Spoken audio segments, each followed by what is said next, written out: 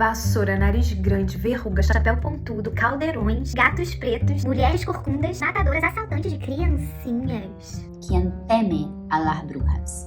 De onde vem e por que construímos esse imaginário? Bom, primeiro vale dizer que o processo de qualificar mulheres como bruxas e associar isso a práticas do mal se deu bem diferente dependendo da localidade. Demonizar as mulheres, na verdade, foi uma campanha que atravessou séculos. E ao contrário do que a gente escuta muito por aí, isso não aconteceu na Idade Média, aconteceu num período iluminista da história. Curiosamente, num período histórico onde estava também surgindo a imprensa, o que facilitou, sim, a propagação dessas campanhas de difamação contra as mulheres, tipo uma fake news da época. E o babado foi fortíssimo, e a perseguição às bruxas se deu mais ou menos por 3 séculos. Vamos às características, os estereótipos das bruxas, dos filmes e de contos de fadas, que logo quando a gente pensa numa bruxa, a gente já pensa naquela imagem. Com a crise demográfica que se deu na Idade Média, o controle do corpo da mulher passou a ser uma questão do Estado. Se tornou fundamental que o controle reprodutivo e sexual das mulheres fosse controlado pelo Estado, no intuito de fabricar o bem mais precioso do Estado, que no caso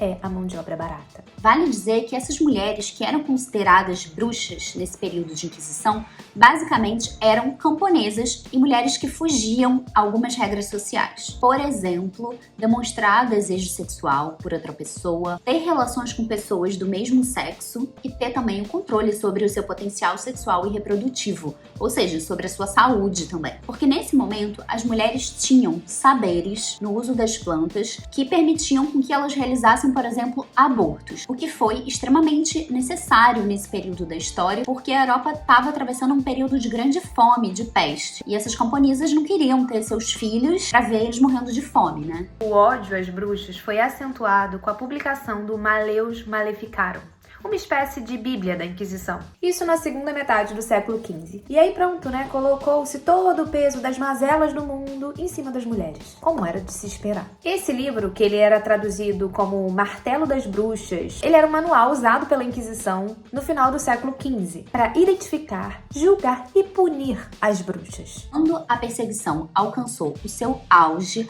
qualquer vestígio de cultura pagã se tornou um pretexto para buscar culpados por qualquer tipo de crise. Colheitas ruins, ondas de morte, epidemias, seca, até muita chuva, tudo isso era motivo para sair procurando por aí adoradoras do demônio. Narizes grandes e as marcas na pele podiam ser incriminadores. O Vaticano considerava que o maléfico se manifestava pelo feio.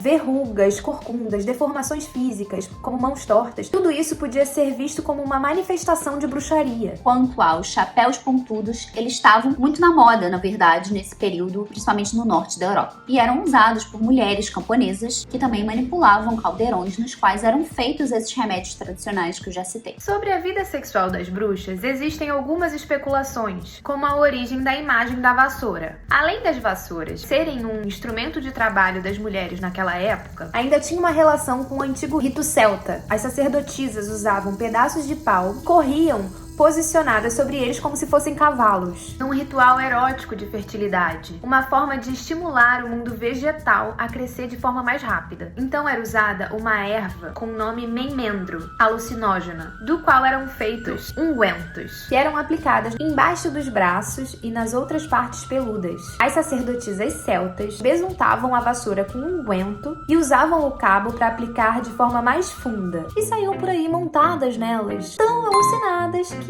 voavam.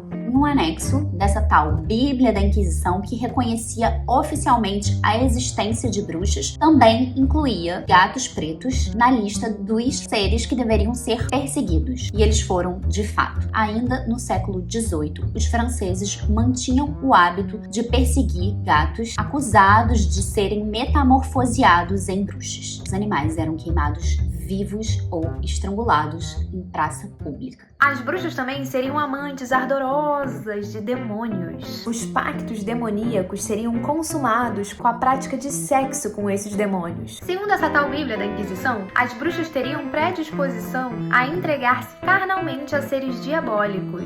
Então deu pra sacar, né, que os estereótipos são distorções que colaboraram em uma campanha que ajudou a cometer o genocídio contra mulheres. Pesado, né? Muito. Calma, respira, porque a gente pode agora olhar para essa história a partir de outra perspectiva. Inclusive, a gente pode ressignificar o nosso imaginário toda vez que a gente pensar em bruxas. Hoje, nós podemos ver as bruxas como mulheres donas do seu corpo e da sua sexualidade. Mulheres que possuem diversas medicinas fundamentais para nossa autonomia e emancipação. Hoje, nós podemos ver as bruxas como guardiãs da sabedoria, que nos permite ser quem somos. Bruxas e feiticeiras no corpo de mulher, prontas para as nossas pequenas e grandes revoluções.